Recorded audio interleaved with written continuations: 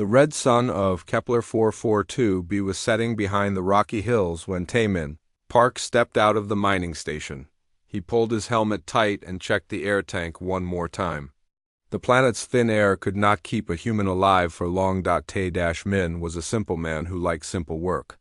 He found rocks, tested them, and told others what metals were inside. He had been doing this job for 3 years on different worlds. This planet was quiet and safe. Nothing exciting ever happened here. The mining station sat in a valley between two large hills. 12 humans lived and worked there. They dug metal from the ground and sent it back to Earth. The work was hard, but good. The pay was better than most jobs in space. Commander Nari Kim ran the station. She was a fair leader who cared about her people. The crew respected her because she worked as hard as anyone else. She never asked them to do something she would not do herself. Taemin walked toward the eastern hill with his testing equipment. His job today was to check for copper in the rocks. The scanner in his hand beeped softly as he walked. So far, nothing special. The ground here was rough and full of sharp stones. Taemin had to watch each step. One wrong move could tear his suit. A torn suit meant death on this world. As he climbed higher, something caught his eye. There was a strange mark in the dirt ahead. It looked like something heavy had crashed into the ground. The mark was too big to be from their equipment. Taemin moved closer to look. His heart started beating faster. The mark led to a pile of rocks and metal. But this was not natural rock. This was pieces of a ship. He called the station on his radio. Commander Kim, this is Taemin. I found something strange out here. What kind of strange? Nari's voice came through clearly. Looks like a crashed ship. Not one of ours. There was silence for a moment. Then Nari spoke again. Are you sure? Yes, Commander. I can see metal pieces, some kind of alien writing too. Stay back from it, don't touch anything. I'm sending Wu Jin out to help you, but Taemin was already moving closer. His curiosity was stronger than his fear. The ship was buried deep in. The rocks, only small pieces, showed above ground. Most of it was hidden. He found a hole in the side big enough to crawl through. Inside it was dark and cold.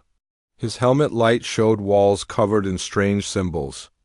The air inside was different from outside. His scanner said it was safe to breathe, but he kept his helmet on. Hello? Taemin called out, Is anyone in here? A sound came from deeper inside the ship. It was weak and sad. Like someone crying, Taemin moved toward the sound.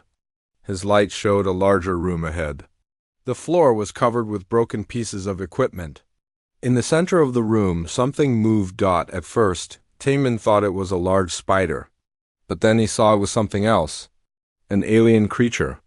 With 8 thin legs and a body covered in dark fur. Strange lights under its skin pulsed very slowly. The creature was hurt and weak. Around the alien were 3 smaller creatures. They looked like baby versions of the adult. They were not moving much. Their skin lights were almost gone. The adult alien lifted its head when Taemin's light found them. It had 4 eyes that reflected the light like mirrors. When it spoke, the words were hard to understand but clearly meant something. Please ... double quotes, the alien said in broken human language. Help ... Children ... starving ... Demnin stepped back in surprise. This alien could speak human words. How was that possible? The alien tried to stand but fell back down. It was too weak. Do anything, human, please. Save them ... die soon. Looking closer, Taemin could see the alien and its children were very thin. Their skin hung loose on their bodies. The small ones looked almost dead. My name is Taemin, he said slowly. I want to help. What is your name? Velanara, the alien said. Her voice was getting weaker. These ... my children, we crash. Many days ago, food machine broken, we ... we starving. Taemin looked around the room. He saw broken machines and empty containers. These people had been trapped here for a long time with nothing to eat. How long have you been here? He asked. 23. Days, Velanara said. Give children my food, but now nothing left. They need special food, human food ... not good for us. One of the small aliens made a tiny sound. It was trying to move toward its mother but was too weak.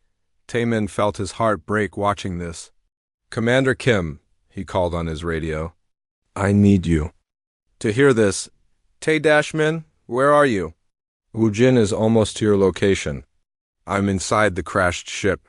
There's a family here. They're starving. They need help right now." "A family? What kind of family?" "Aliens.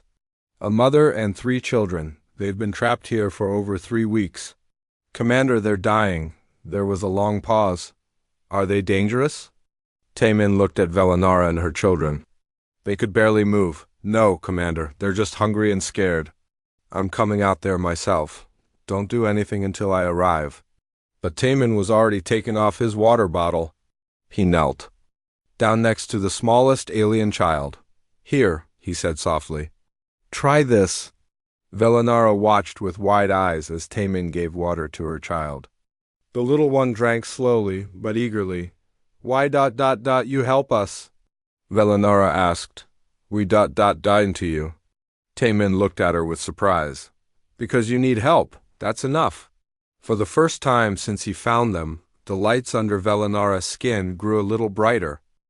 Commander Nari Kim arrived at the crash site 30 minutes later. She brought Woojin Lee, the chief engineer, and Haijin Choi, their medical officer. All 3 wore full protective suits and carried emergency equipment. Nari was a small woman, but her voice was strong and sure. She had led crews on 5 different worlds.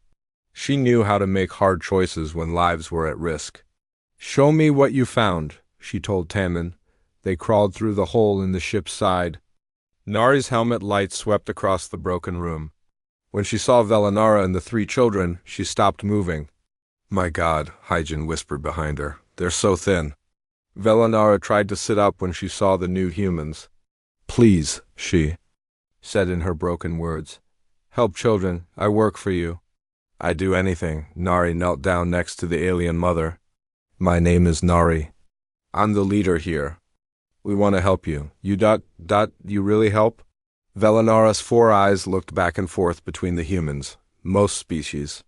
They leave us, say we not their problem." "We're not most species," Nari said simply. "Haijin, can you check them?" The medical officer moved forward with her scanner. She ran it over each of the alien children, then over Velanara. The device beeped and showed numbers on a small screen. "Their body temperature is too low," Haijin reported. "Heart rates are very slow. They're in the late stages of starvation. If we don't help them soon, the children won't make it through the night." Wu Jin was looking at the broken machines around the room. "This food processor is completely dead," he said. "Looks like it's been broken for weeks." "They've had nothing to eat." Nari stood up and walked a few steps away. She spoke quietly into her radio. "All crew members report to the main meeting room in 1 hour. We have an emergency situation." She turned back to Velanara. "We're going to take you to our station. You and your children will be safe there." But I have nothing to give you," Velanara said. "We lost everything in crash." "You don't need to give us anything," Nari replied. "Just let us help."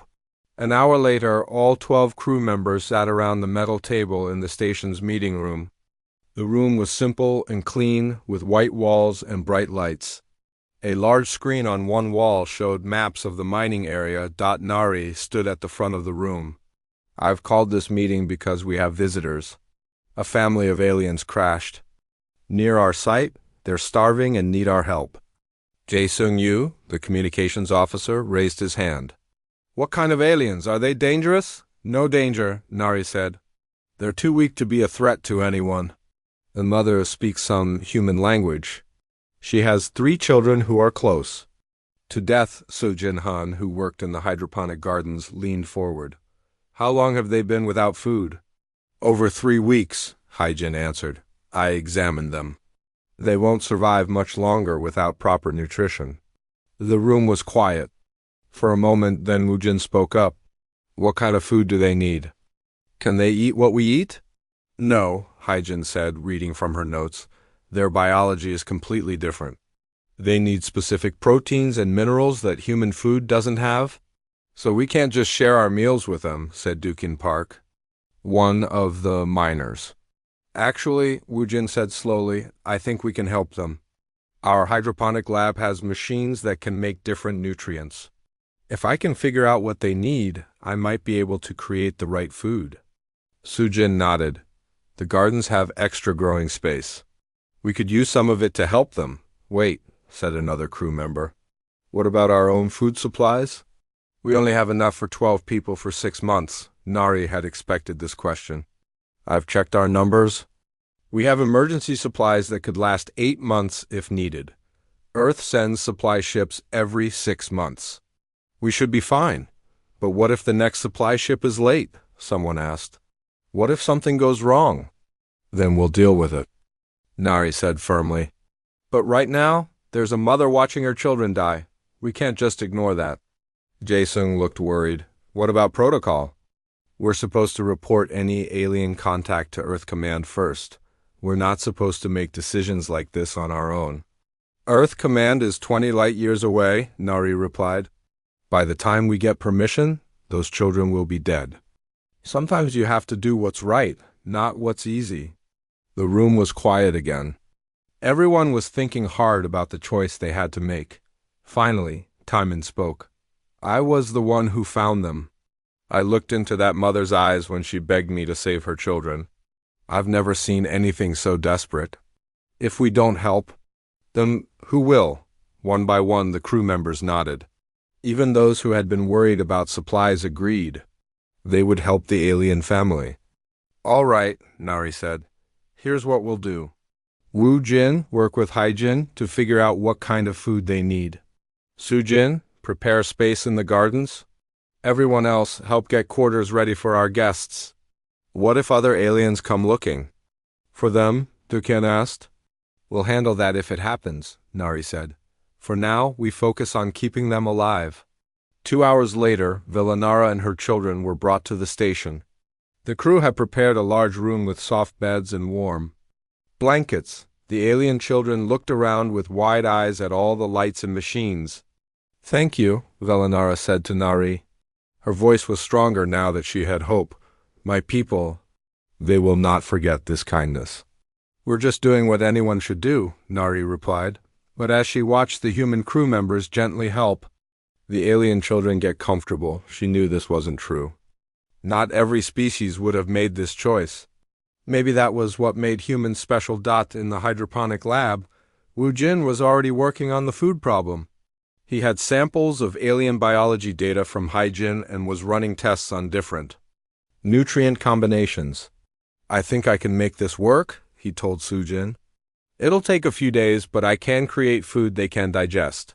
As night fell on the mining station, 3 alien children slept safely for the first time in weeks. Their mother sat beside them, watching the lights under their skin grow brighter with each hour. In the hallway outside, Nari stood with Taemin. Do you think we made the right choice? Taemin asked. Nari looked through the window at the alien. Family. Ask me again when those children are healthy and playing in our corridors. 3 weeks had passed since Villanara and her children came to the mining station. The alien family was getting stronger every day. Woojin's food machines were working perfectly, creating the special nutrients they needed to survive. The children were growing healthy and curious. Kathara, the oldest, liked to follow Taemin around during his work. Miklo, the middle child, spent hours watching Soojin tend the plants in the hydroponic gardens.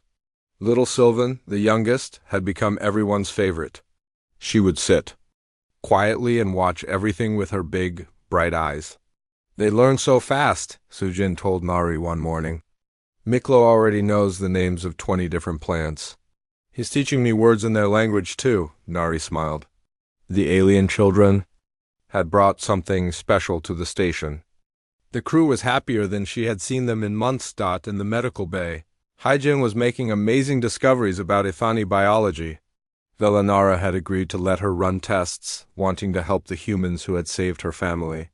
Their blood can carry 3 times more oxygen than ours, Hai-jin explained to the crew during dinner.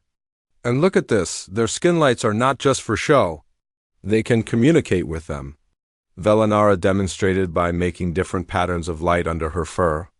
This means happiness, she said, as warm yellow lights pulsed slowly. This means fear. The lights turned red and flashed quickly. And this, she said, making soft blue lights dance across her arms, means gratitude. This is what I feel for all of you. Jae-sung had been working with Velinara to improve her human language skills. In return, she taught him about Ethani technology. Her people had machines that could turn crystals into powerful energy sources. Your species is amazing, Jae-sung told her one day. You have technology we can only dream about. Yet you act like we're the ones doing something special? Velinara looked confused. Technology is just tools, what you humans do. This is not tools. This is something else. What do you mean? On my world, when resources are low, we abandon the weak. It is logical. It helps the strong survive. Her lights dimmed with sadness. But you humans, you risk your own survival to help strangers. This makes no logical sense. Yet it is dutiful. She paused, searching for the right words. My mate died fighting in our war. Before he died, he told me to find a safe place for our children. I searched many worlds. Every species said the same thing. Not their problem, not their responsibility. Until you found us, Jae-sung said, double quotes. Yes, you humans. You make everything your responsibility. Even alien children who can give you nothing in return. Her lights pulsed with that soft blue gratitude again. During this time, the crew learned more about Velinara's past. She had been a respected engineer on her homeworld. Her people, the Ethani, were fighting a terrible war over resources. When food became scarce, the government ordered all families to give up their children to become soldiers. Velinara and her mate refused. They were marked as traitors and forced to run. They escaped in a small ship, hoping to find a peaceful world where their children could grow up safely. The war has been going on for 50 years, Velinara explained to Nari. My people have forgotten how to do anything but fight. They think strength is everything. What do you think? Nari asked. Velinara looked around the station's common room. Taemin was teaching Kathara how to play a human card game. Sujin was showing Miklo pictures of earth flowers. Little Sylvan was sleeping peacefully in a chair surrounded by soft human blankets. I think maybe my people are wrong, she said quietly. 2 months after the rescue, everything changed. Jae-sung was monitoring space communications when his equipment picked up new signals. The readings made his blood run cold. Commander Kim, he called over the intercom, we have a problem.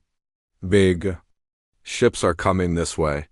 Nari rushed to the communications room. How big? 3 vessels.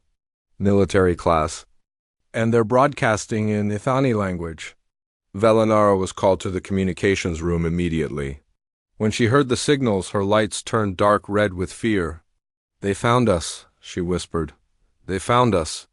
The lead ship sent a direct message to the mining station. The voice that came through the speakers was cold and commanding. Human station, this is Fleet Commander Telenak of the Ethani military. You are harboring a criminal. Surrender the traitor Velinara immediately. Nari picked up the communication device. This is Commander Kim of the human mining station. Velinara is under our protection. She is not a criminal. Telenak's harsh laugh came through the speakers. She violated exile orders. She refused to surrender her offspring to military service. By Ethani law, she and her children belong to the state. By human law, she's a refugee seeking asylum, Nari replied firmly. Human law means nothing here.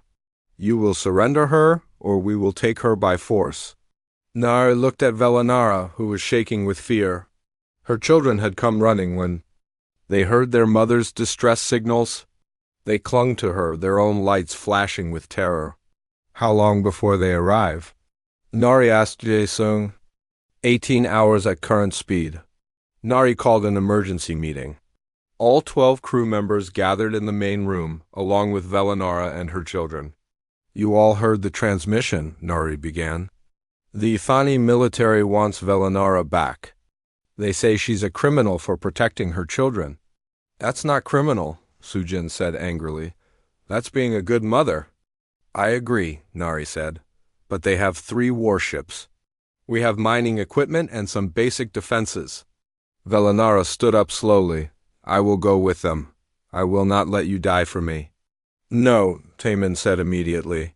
We didn't save you just to hand you over to people who want to hurt your children. He's right, said Wu Jin. Besides, I've been studying their ship designs with Velanara's help. I think we can level the playing field. How? Nari asked. Our mining lasers are more powerful than they think, and Velanara knows weaknesses in Ithani ships. If we modify our equipment, that's assuming they'll actually fight us, Dukin said. Maybe we can negotiate. Jasung shook his head. I've been monitoring their communications. This Telenak doesn't negotiate, he takes orders and follows them. Nari looked around the room. I need to know what everyone thinks. Do we stand and fight, or do we let them take Velanara? One by one, every crew member voted to protect the alien family. Even those who were scared chose to stand up for what was right. I have an idea, Jasung said. What if we're not alone when they arrive? What do you mean? Nari asked. I can send messages to other ships in nearby systems. Tell them what's happening here. Some of them might come to help. Why would they help us? Someone asked. Jae-sung smiled. Because everyone knows how humans treat refugees. We have a reputation for protecting people who need help. Nari made her decision. Do it. Send the messages. Wu Jin, start working on those defenses. Everyone else prepare for the possibility of a fight. As the crew scattered to their tasks, Velanara approached Nari.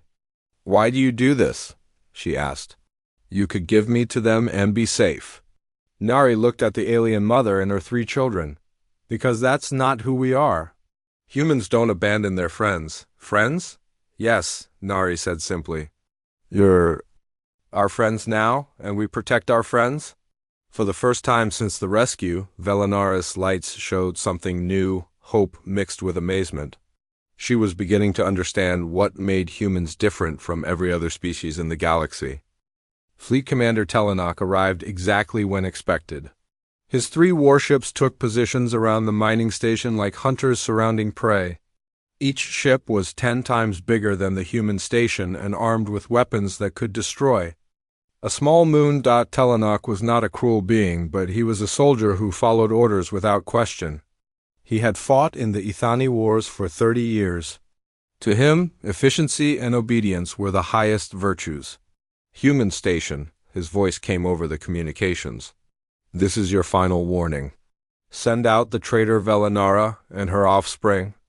You have 1 hour to comply.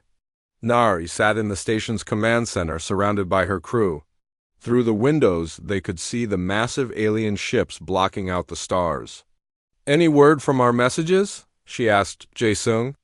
Yes, he said with a growing smile. You're not going to believe this. On the main screen, dozens of ships were appearing at the edge of the system. Human cargo vessels, trading ships, even a few alien freighters were coming to help. How many? Nari asked. 47 ships so far. More arriving every hour. Captain Du-Hyen Kong of the merchant vessel Infinite Hope contacted the station. Commander Kim, this is Captain Kong. We heard you might need some friends out there.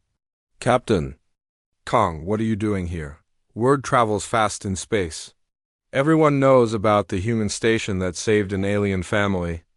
We couldn't let the military take them. Telenak watched in confusion as more and more ships appeared. His tactical officer gave him updates. Sir, we now count 63 vessels. Most are civilian, but some have defensive capabilities. They cannot all be human ships, Telenak said. No, sir. We're detecting Centauri traders, Rigel cargo haulers, even some vegan diplomatic vessels. Telenak had never seen anything like this. An entire fleet had gathered to protect one refugee family. It made no strategic sense. He opened a channel to Captain Kang's ship. Alien vessel, explain your presence here. We're here to make sure you don't hurt innocent people, Kang replied simply. This does not concern your species. When someone hurts refugees, it concerns everyone. Meanwhile, Wu Jin had been working non-stop to modify the station's defenses. Using Velanara's knowledge of Ithani technology, He had turned mining lasers into weapons and created a defensive shield from mining equipment. "It's not much," he told Nari, "but it might buy us time." Velanara was in the command center with her children. She watched the growing fleet of ships with amazement. "They came," she whispered. "All these people came to help us." "That's what friends do," Temin said. Little Sylvan tugged on her mother's arm. "Mama, are we safe now?" Velanara looked at the humans around her, then at the ships filling space outside. "Yes, little one, I think we are." Telenok found himself in an impossible situation. His orders were to retrieve Velanara, but starting a fight with 60 ships would create a diplomatic disaster.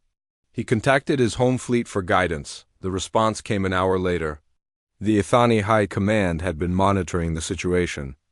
They were shocked to discover that dozens of species were willing to defend human actions. "Fleet Commander Telenok," came the message from his superiors. "New orders. Do not engage. Return to base immediately." Telenok stared at his orders in disbelief. "Sir, the traitor is right there. The situation has changed. This incident is being reviewed at the highest levels. Come home." As the Ithani warships pulled away, cheers filled the mining station.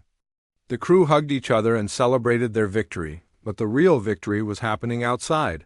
Ships from dozens of different worlds had come together to protect one family.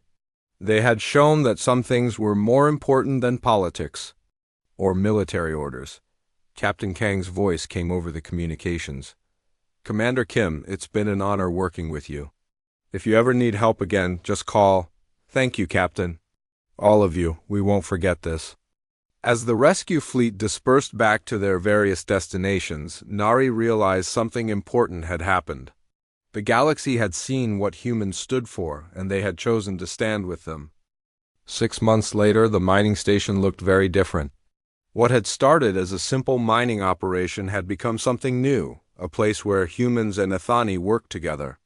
Velanara had officially been granted asylum by Earth's colonial government. The Ithani High Command, embarrassed by the galactic attention, had quietly changed their laws about exile and child conscription. More importantly, several other Ithani refugees had followed Velanara's example. They came seeking the safety and acceptance they had heard about at the human station. The station now had 18 residents instead of 12.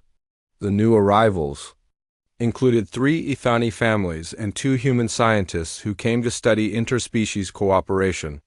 Velanara had become the station's first cultural exchange coordinator.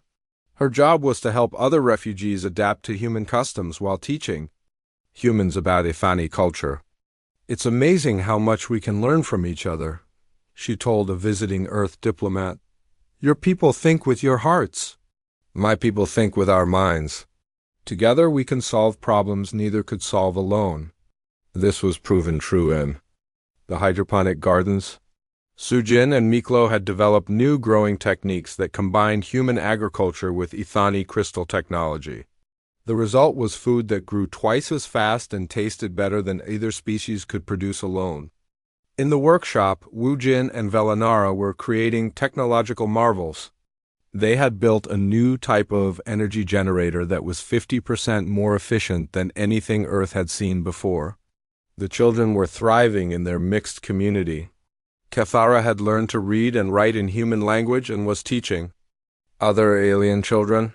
Sylvan had shown an incredible talent for combining different technologies in ways that amazed both species. "She sees connections that adults miss," Taman observed. "Yesterday she figured out how to use Ithani light communication to improve our mining equipment efficiency." The station had also become a stopping point for other species. Traders, diplomats, and refugees from across the galaxy visited too. See the place where humans and Ithani had learned to live together. Commander Nare received a message from Earth Command one morning. The message made her smile. "What is it?" asked Taemin. "Earth Command is officially designating this station as the first interspecies cultural center. They're sending more resources and people to expand our work." "More people means more crowding," Wujin joked. "No," said Velanara, her lights pulsing with warm happiness. "More people means more family." The success of the station had changed more than just local politics. 3 other human colonies had started similar programs. The Centauri Federation had begun accepting refugees for the first time in their history. Even the traditionally isolated Rigel Empire had started cultural exchange programs. But the biggest change was in the Ithani themselves. Young Ithani were questioning the old ways of constant warfare. They had seen that cooperation could be stronger than conquest. Telenak, the former fleet commander, had requested permission to visit the station. He came not as a soldier, but as someone trying to understand what he had witnessed. Nari gave him a tour of the facility. She showed him the mixed crews working together, the children playing games that combined human and Ithani rules, and the families that had formed across species lines. "I do not understand," Telenak admitted. "How can you trust being so different from yourselves?" "Because being different doesn't mean being dangerous," Nari replied. "Velanara and her children are different from us, but they're also a family now." "Family? Yes, family isn't just about blood or species. It's about caring for each other and working together toward common goals." Telenak watched a human child teaching an Ithani child how to throw a ball. Both children were laughing, their different biologies forgotten in the joy of play. "On my world, we believe strength comes from uniformity," he said slowly. "On our world, we believe strength comes from diversity," Nari replied. When Telenak returned to his homeworld, he carried with him stories of what he had seen. These stories spread through Ithani society, planting seeds of change that would grow for generations. The mining station continued its work of extracting metals from the planet's surface. But its real product had become something more valuable than any mineral, proof that different species could not just coexist, but thrive together. On the 1-year anniversary of Velanara's rescue, the entire station gathered for a celebration. Humans and Ithani shared food, told stories, and watched the sunset together. Taemin found himself standing next to Velanara as they watched the children play. "Do you ever regret coming here?" he asked. Velanara's lights pulsed with deep contentment. "How can I regret finding home?" She looked around at the mixed community. They had built together. "When I crashed on this world, I thought I was losing everything, but I wasn't losing anything. I was finding something new. What was that?" "Hope," she said simply. "And family. And the knowledge that the universe is bigger and more beautiful than any one species could imagine alone." As the red sun set behind the hills, the lights from the station glowed warmly in the growing darkness. Inside, beings from 2 different worlds worked and lived together, proving that the best things in the universe came not from conquest or dominance, but from the simple decision to help a stranger in need. The galaxy had learned something important from a small mining station on a distant world, that humanity's greatest strength was not in their technology or their weapons, but in their willingness to see all beings as worthy of compassion and care. And that lesson was spreading, 1 world, 1 species, 1 rescue at a time.